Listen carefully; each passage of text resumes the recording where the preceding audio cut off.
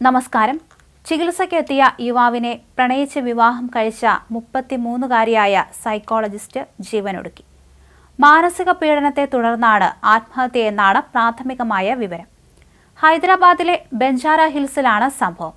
ബെഞ്ചാര ഹിൽസിലെ മാനസികാരോഗ്യ കേന്ദ്രത്തിൽ ജോലി ചെയ്തിരുന്ന ഡോക്ടർ രഞ്ജിതയാണ് മരിച്ചത്. സോഫ്റ്റ്വെയർ എഞ്ചിനീയറായ രോഹിത് ആശുപത്രിയിൽ ചികിത്സയ്ക്കായി വന്നിരുന്നു. ആ സമയത്താണ് ഇരുവരും തമ്മിൽ ബന്ധമുണ്ടാകുന്നത്.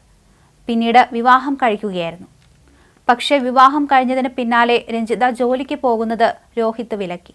കിട്ടുന്ന ശമ്പളത്തിന് രഞ്ജിത ദൂർത്തടിക്കുകയായിരുന്നു എന്ന് പറഞ്ഞ് കുറ്റപ്പെടുത്തി.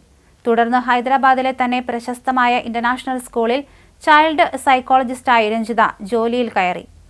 എന്നാൽ ഇതും രോഹിത് സമ്മതിച്ചില്ല. ഇതോടെ മാനസികമായി പീഡിപ്പിക്കാനും ശാരീരികമായി ഉപദ്രവിക്കാനും തുടങ്ങി. അതുകാരണമാണ് മകൾ ആത്മഹത്യ ചെയ്തതെന്ന് രഞ്ജിതയുടെ കുടുംബം പറയുന്നു. മാത്രമല്ല, രോഹിത്തിന്റെ കുടുംബാംഗങ്ങളും രഞ്ജിതയെ ഉപദ്രവിക്കാൻ തുടങ്ങി. അതുകൊണ്ടാണ് ജീവനൊടുക്കാൻ തീരുമാനിച്ചത്. ജൂലൈ 16-നാണ് അമിത അളവിൽ ഉറക്ക ഗുളിക കഴിച്ച് രഞ്ജിത ആത്മഹത്യയ്ക്ക് ശ്രമിച്ചത്. എന്നാൽ കൃത്യസമയത്ത് ചികിത്സ ലഭിച്ചതിനാൽ അന്ന് ജീവൻ തിരിച്ചു കിട്ടിയിരുന്നു. പിന്നെയും രോഹിത്തിന്റെ ക്രൂരപീഡനങ്ങൾ തുടർന്നു വന്നു. അതുകാരണം പിന്നീട് മകൾ 4-ാം നിലയിൽ നിന്ന് എടുത്തുചാടി ജീവൻ ഒടുക്കുകയായിരുന്നുവെന്ന് മാതാപിതാക്കൾ പറഞ്ഞു.